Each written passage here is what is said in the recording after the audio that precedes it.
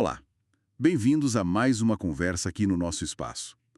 Hoje a gente vai mergulhar numa mensagem específica.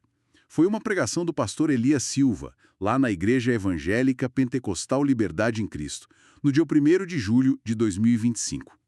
A gente está usando a própria gravação como fonte, tá? E a nossa ideia aqui, assim, é tentar pegar os pontos principais, sabe? Os alertas, o que tem de encorajamento ali naquela fala. E ó, se essa análise ajudar de alguma forma, se você curtir, já sabe, né? Deixa aquele gostei e se inscreve aqui no canal para acompanhar mais conversas como essa. Bom, vamos lá então. Para começar, uma coisa que salta aos ouvidos é a ênfase forte na obediência e nos riscos, claro, da desobediência. Ele vai lá no livro de Hebreus, né? Para lembrar da história dos israelitas no deserto. Tipo, eles ouviram a palavra, mas Mas não adiantou para muitos, né? Porque faltou, segundo a mensagem, misturar essa palavra com fé. Por isso não entraram no tal descanso prometido. É uma base forte que ele estabelece logo de início. exatamente.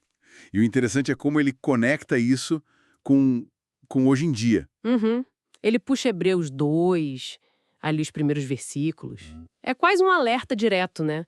Sobre o perigo da gente negligenciar uma salvação tão grande, como ele diz. De acabar se desviando depois de ter ouvido tudo. É um chamado para, tipo, presta atenção, né? Para não deixar a coisa passar. Pois é.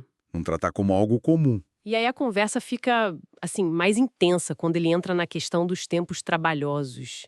Ele cita 2 Timóteo capítulo 4. Ah, sim. A ideia de que viria uma época em que as pessoas não iam mais querer ouvir a sã doutrina, o ensino fundamental. Isso. Iriam procurar mestres que falassem o que elas queriam ouvir, né? Coçando os ouvidos, como diz o texto. Seguindo os próprios desejos e não a verdade. E isso levanta uma preocupação central na mensagem dele, que é essa questão da preservação do evangelho original, sem tirar nem pôr, sabe? O que Cristo e os apóstolos ensinaram. Daí a exortação para Timóteo, né? Pregue a palavra, insista, mesmo que pareça não ser a hora certa, com paciência, com ensino. Exato. Porque viria esse tempo de resistência à verdade, de busca por fábulas, como o texto continua. É uma preocupação bem forte com a fidelidade à mensagem. Para reforçar a importância dessa palavra, a pregação usa umas analogias bem visuais.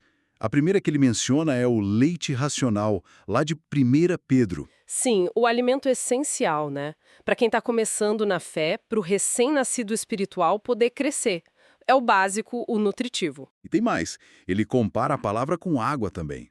Cita Isaías, João. Isso, para saciar a sede espiritual. Ele até comenta que se a pessoa não tem essa sede pela palavra, talvez seja um sinal de que algo não vai bem espiritualmente. É um termômetro, digamos assim. Forte isso. E talvez a imagem mais poderosa seja a da espada. Ele usa Hebreus 4 e Efésios 6. Nossa, essa é marcante mesmo. Não é uma espada comum, né? É viva, eficaz. Penetrante, capaz de discernir até os pensamentos e intenções do coração.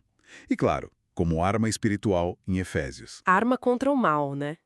E ainda tem a lâmpada, do Salmo 119, para iluminar o caminho, para guiar os passos do crente. Então, se a gente junta tudo isso, leite, água, espada, lâmpada, qual é a ideia central que ele está construindo? Olha, parece que a palavra é apresentada como, assim, um recurso completo, fundamental para a vida cristã.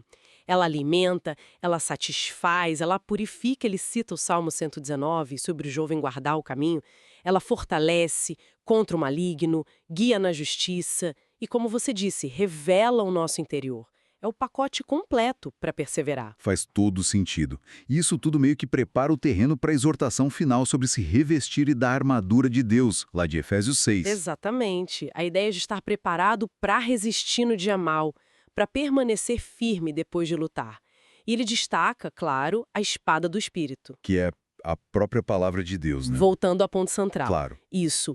Então, se a gente fosse resumir a mensagem toda, parece ser um chamado bem forte à vigilância espiritual, sabe? A perseverar na fé. E como fazer isso? Através de uma adesão firme e obediente à palavra de Deus. E rejeitando, imagino, o que ele considera desvio, né? Sim, rejeitando ensinamentos que se afastam dessa doutrina original que ele defende. E tudo isso com um objetivo final em mente, que ele menciona como a cidade celestial, O alvo é esse. Então, no fim das contas, o que a gente tira disso tudo? Parece um chamado bem veemente à fidelidade, né?